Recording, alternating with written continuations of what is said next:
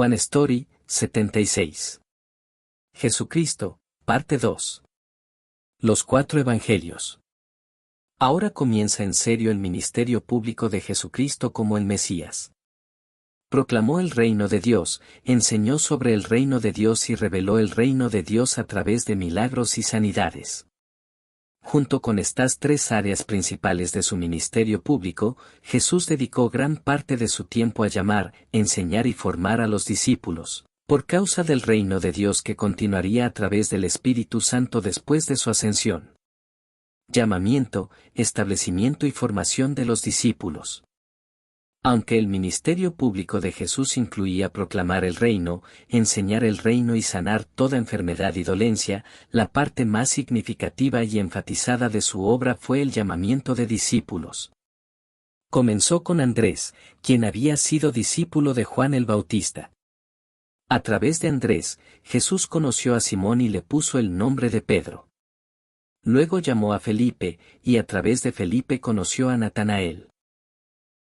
Más tarde, Jesús volvió a llamar a Pedro y Andrés, junto con Santiago y Juan, y llamó a Mateo. Jesús habló sobre lo que significa seguirlo, y después de nombrar a los 12 discípulos, los llamó apóstoles, y luego los envió. También envió a 70. Enseñó que seguirlo significa tomar la propia cruz, negarse a uno mismo y tomar la cruz. Le dijo al joven rico que vendiera sus posesiones y las diera a los pobres, y prometió que quienes dejen todo para seguirlo heredarán la vida eterna. Apártate de mí, Señor, porque soy un hombre pecador. Como ya hemos visto, Simón encontró por primera vez a Jesús a través de su hermano Andrés, quien había sido discípulo de Juan el Bautista. Fue Jesús quien le dio a Simón el nombre de Pedro. Estos hombres estaban buscando al Mesías y creían que Jesús podría ser él, pero por alguna razón, al principio no se quedaron con él. Más tarde, Jesús volvió a buscarlos, y los envió de regreso exactamente al lugar de su fracaso, a donde habían trabajado toda la noche sin pescar nada. Aquel que había vivido como carpintero dio una orden a hombres que habían vivido toda su vida como pescadores. Y en ese momento, Dios movió el corazón de Pedro para obedecer. Volvieron a lanzar las redes, y esta vez, las redes se llenaron de tantos peces que comenzaron a romperse. Pedro y los demás, quienes la noche anterior habían puesto todo su esfuerzo y experiencia sin éxito, ahora experimentaban algo totalmente fuera de su propio poder. Fue entonces cuando Pedro exclamó: «Apártate de mí, Señor, porque soy un hombre pecador». Antes, tal vez Pedro pensaba que Jesús era alguien sin poder, alguien de quien podía alejarse. Pero ahora, estando delante de Jesús, vio cuán indigno era realmente. La enseñanza del reino de Dios. Jesús enseñó acerca del reino de Dios en muchos lugares, en el templo, en las sinagogas, y en las ciudades, en los pueblos, en los montes y junto al lago. Enseñó por toda Judea y a lo largo de toda la tierra de Israel, especialmente en los días de reposo. Enseñaba continuamente, día tras día. Su enseñanza se centraba en el reino de los cielos y en el camino de Dios, hablando sobre la diferencia entre quienes poseen el Evangelio y quienes no. Jesús se describió a sí mismo como el pan de vida, la luz del mundo, la puerta, el buen pastor, la resurrección y la vida, el camino, la verdad y la vida, y la vid verdadera. Jesús enseñaba frecuentemente en parábolas, especialmente a aquellos que no pertenecían al reino de Dios. ¿Por qué? Porque viendo, no ven, y oyendo, no oyen ni entienden. El Sermón del Monte. Jesús reinterpretó la ley dada en el monte Sinaí con las palabras: «Ustedes han oído que se dijo, pero yo les digo». Pero también dijo: «No piensen que he venido a abolir la ley o los profetas, no he venido a abolirlos sino a cumplirlos». Su enseñanza no era algo nuevo, sino la enseñanza perfecta y completa. Jesús enseñó sobre quienes son los bienaventurados, sobre los ricos, los saciados y los que ríen, sobre ser la sal de la tierra, y la luz del mundo.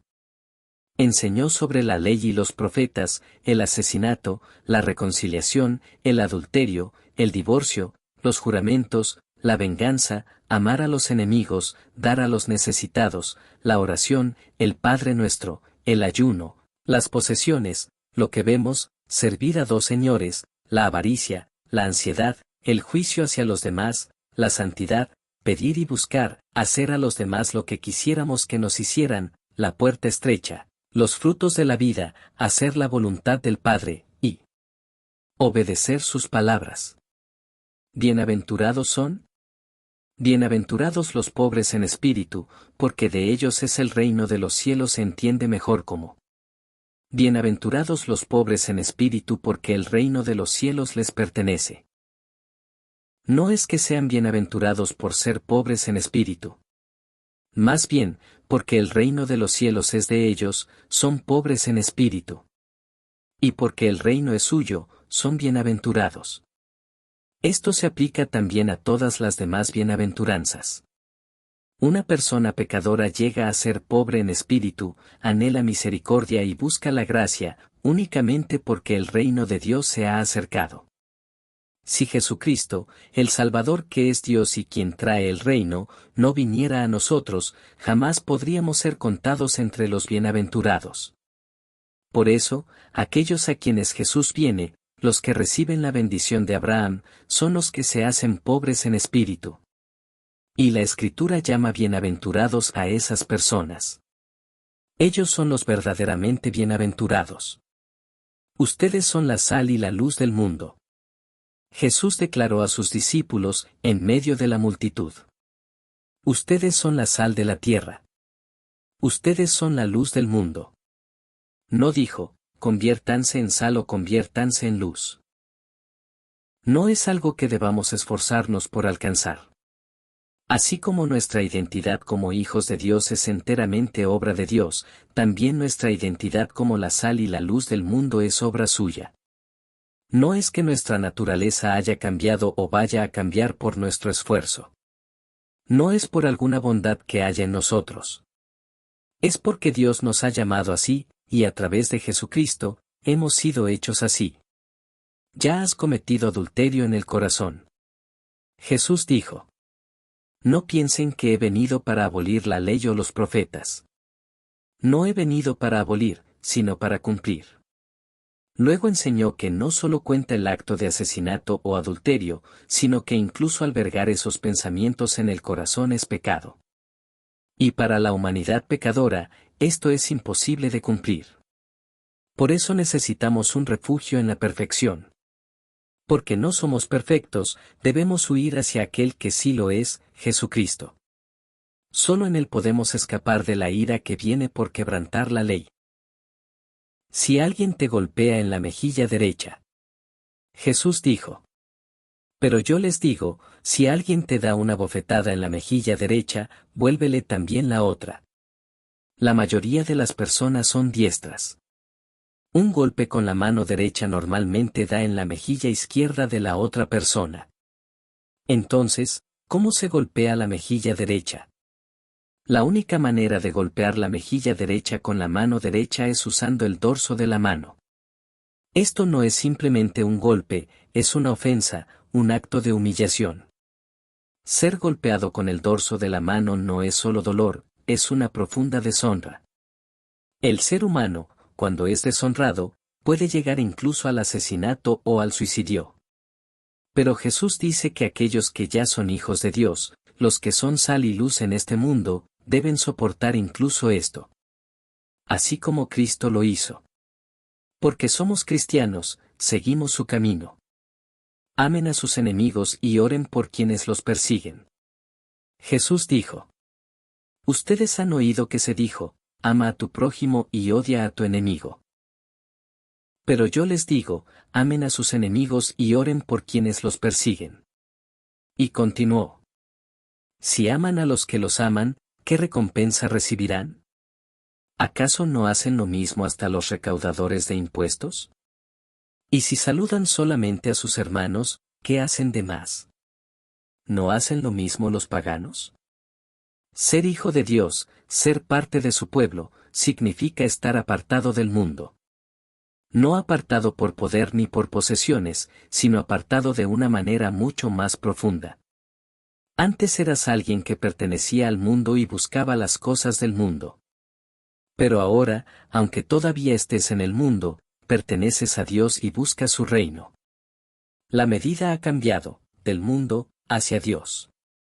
Como escribió Pablo. Con Cristo he sido crucificado, y ya no soy yo quien vive, sino que Cristo vive en mí. Y la vida que ahora vivo en el cuerpo, la vivo por la fe en el Hijo de Dios, quien me amó y se entregó por mí. Aquellos que llevan el reino de Dios en su corazón, los que habitan en ese reino. Ya no ven a los enemigos como enemigos. Ya no odian a quienes los odian. ¿Por qué? Porque Cristo vive en ellos. Oren así entonces. Cuando los discípulos dijeron, Señor, enséñanos a orar, Jesús les enseñó cómo debían orar. La oración que Jesús les dio comienza llamando a Dios nuestro Padre, y se centra en que su nombre sea santificado, en que su reino venga y en que su voluntad se cumpla. Luego pasa a pedir el pan de cada día, el perdón, la protección contra la tentación y la liberación del mal. Todo esto se resume en las palabras de Jesús. Pero busquen primero su reino y su justicia, y todas estas cosas les serán añadidas. No debemos preocuparnos por el mañana se preocupará de sí mismo. En toda situación, confiamos en aquel que nos llamó. No en el ayer, ni en el mañana, sino viviendo hoy, confiando en Dios. Donde está tu tesoro, allí estará también tu corazón. Jesús dijo: No acumulen para sí tesoros en la tierra, sino acumulen tesoros en el cielo. Porque donde esté tu tesoro, allí estará también tu corazón. Tu tesoro revela dónde está tu corazón. Donde esté tu tesoro, ahí estará tu pasión, tu energía, tu vida. El tesoro no siempre significa riqueza material, pero a menudo la representa. Vivimos en un mundo donde el dinero abre puertas a todo. El mundo adora la riqueza. Pero el pueblo de Dios debe fijar su corazón en Dios a través de la palabra de vida. No por nuestra fuerza, sino porque somos hijos de Dios, Dios, en su celo, volverá nuestros corazones hacia Él. Por eso, si cada día sabemos hacia dónde está orientado nuestro corazón, sabremos a quién realmente pertenecemos. El ojo es la lámpara del cuerpo. Jesús dijo: El ojo es la lámpara del cuerpo. Si tu ojo está sano, todo tu cuerpo estará lleno de luz. Pero si tu ojo está enfermo, todo tu cuerpo estará lleno de oscuridad.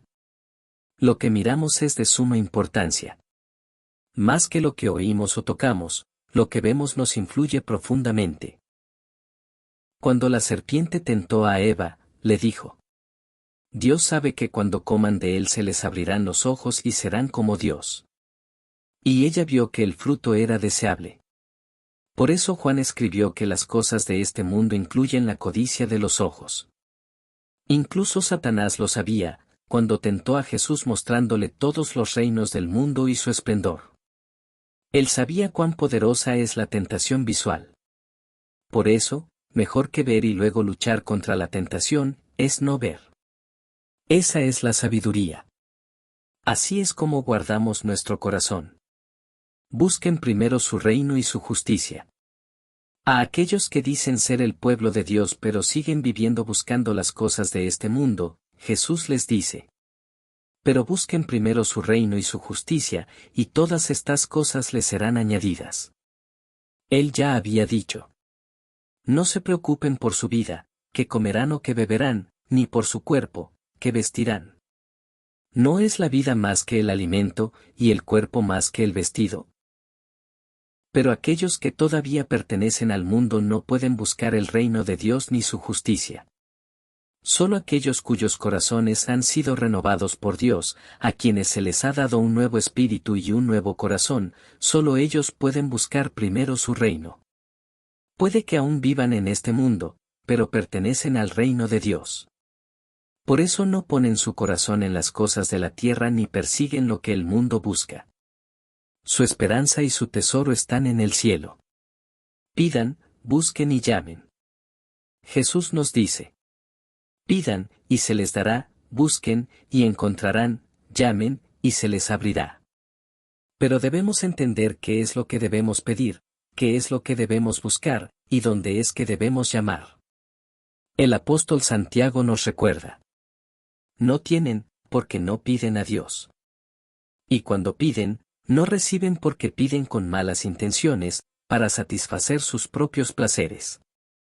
Esto no es una licencia para exigir cualquier cosa que queramos, como si Dios estuviera obligado a cumplir todos nuestros deseos. En el Evangelio de Lucas, Jesús dice claramente: pues si ustedes, aun siendo malos, saben dar cosas buenas a sus hijos, cuanto más el Padre Celestial dará el Espíritu Santo a quienes se lo pidan. Esa es la clave. No se trata de pedir cualquier cosa, sino de pedir correctamente. Dios promete dar el Espíritu Santo a quienes de corazón pidan, busquen y llamen. Por eso debemos discernir qué es lo que realmente debemos buscar. Oraciones de toda la noche y ayunos, por sí solos, no son suficientes si ignoramos la voluntad de Dios revelada en la Escritura y solo exigimos lo que queremos. Eso no es fe verdadera, es rebelión. Solo el que hace la voluntad de mi Padre que está en el cielo entrará. Jesús dijo: un árbol bueno da frutos buenos, pero un árbol malo da frutos malos. Un árbol bueno no puede dar frutos malos, ni un árbol malo dar frutos buenos. Esto es natural. No se puede fingir, ni producir frutos solo con esfuerzo. Se reconoce el árbol por sus frutos. No importa cuánto alguien intente demostrar su fe con palabras, si no está injertado en Cristo, tarde o temprano el fruto revelará la verdad. Exteriormente puede parecer que pertenece, pero Dios ve el corazón, y Jesús conoce lo que hay dentro de cada persona. No todo el que me dice, Señor, Señor, entrará en el reino de los cielos, sino solo el que hace la voluntad de mi Padre que está en el cielo. Las enseñanzas de Jesús. Más allá del Sermón del Monte, Jesús habló frecuentemente sobre el reino de Dios, especialmente en el Evangelio de Juan. Dijo que a menos que alguien nazca de nuevo, no puede ver el reino de Dios. Explicó que Dios amó tanto al mundo que dio a su único Hijo, para que todo aquel que en él cree no se pierda, sino que tenga vida eterna. Le dijo a la mujer samaritana en el pozo que quien beba del agua que él da nunca más tendrá sed, esa agua se convertirá en un manantial que brotará para vida eterna. Declaró que los que hacen el bien resucitarán para vida, y los que hacen el mal resucitarán para condenación.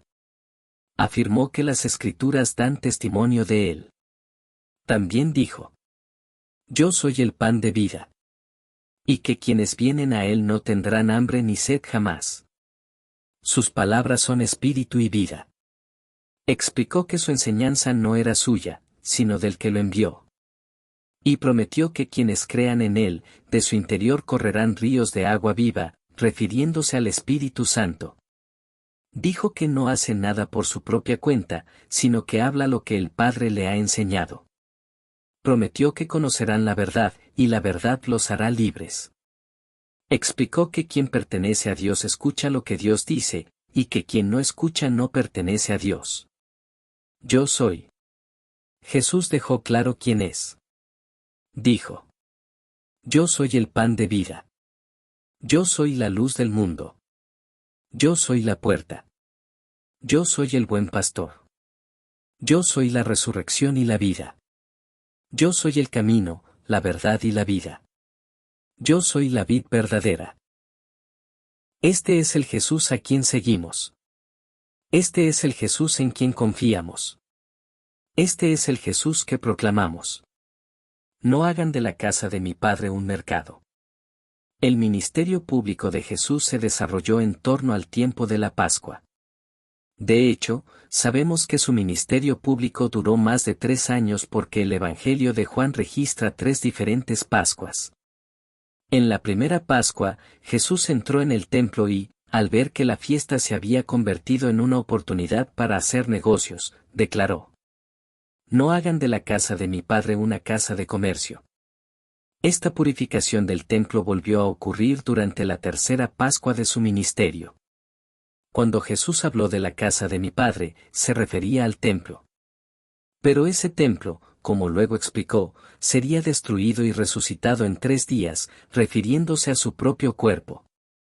A través de su muerte y resurrección, el templo se transformó en algo nuevo, el templo del Espíritu Santo.